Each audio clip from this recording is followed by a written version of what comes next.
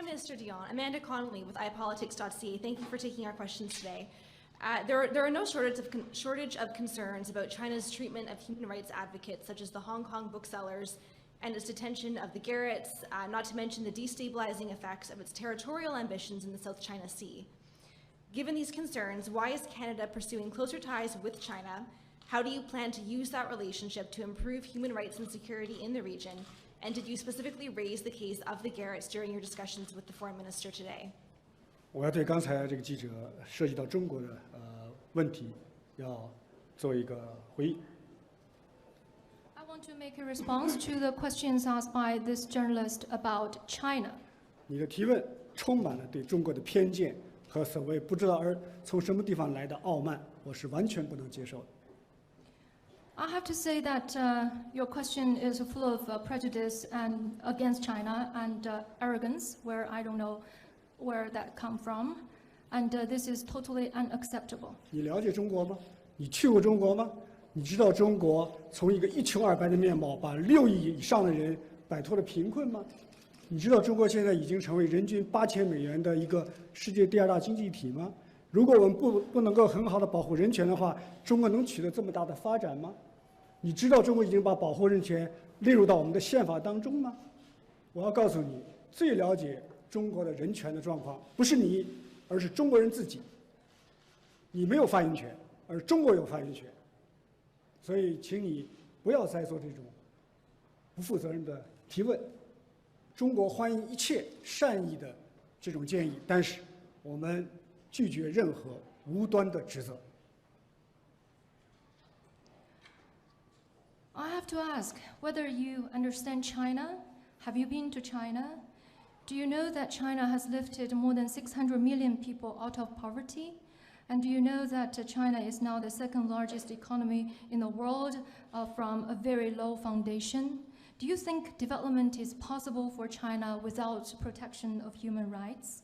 And do you know that China has written protection and promotion of human rights into our constitution? And those who other people don't know better than the Chinese people about the human rights condition in China, and it's the Chinese people who are in the best situation, in the best position to have say about China's human rights situation. So I would like to suggest to you that please don't ask questions in such an irresponsible manner, and we welcome goodwill suggestions, but we reject groundless or unwarranted accusations.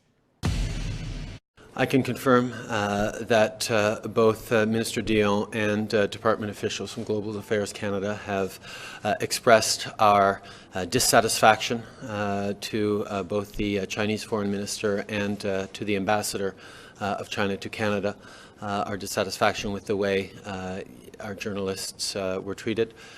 The fact is, freedom of the press is extremely important to me, which is why I'm in my second press conference in 2 days and my second press conference in Winnipeg in less than a week.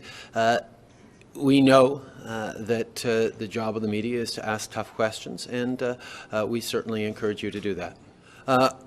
Every time I have had an opportunity to meet with any representatives of the Chinese government or of China in general, I have highlighted our concerns around human rights and specifically brought up the case of Kevin Garrett, a Canadian citizen imprisoned for espionage without any evidence to support the allegations and accusations. We will continue to bring up human rights concerns every chance we get, while at the same time we work to create economic opportunities both for Canadians and for Chinese citizens. The fact is, the way Canada has always engaged best in the world is to be active and vocal about the things that we are concerned about and disagree on, while at the same time looking for common ground that will be of mutual benefit for all our citizens.